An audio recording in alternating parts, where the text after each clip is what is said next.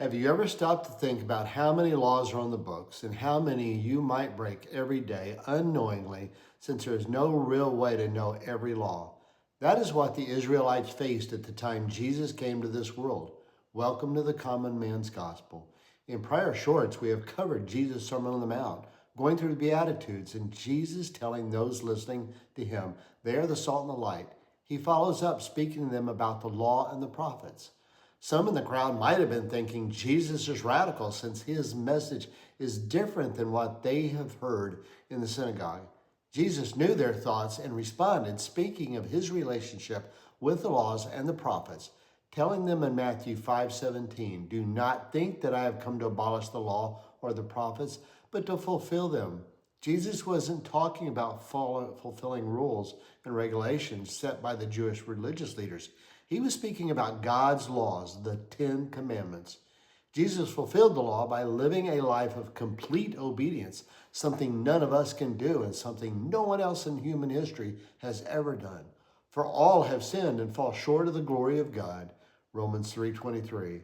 As the promised Messiah bringing a new covenant, he fulfilled prophecy, forgiving sins, changing hearts. I will put my law within them and I will write it on their hearts. Jeremiah 31:33.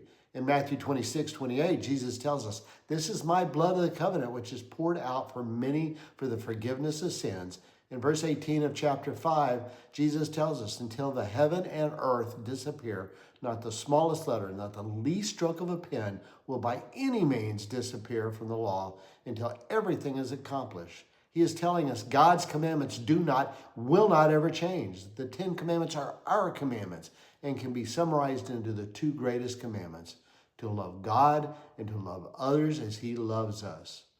Jesus finishes in verse 20, telling those listening they must have a righteousness that is greater than that of their religious leaders, or they will not enter into the kingdom of heaven.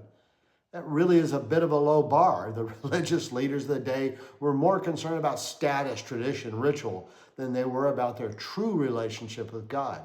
God cares more about the condition of our hearts than he does about our status, our traditions, or our rituals.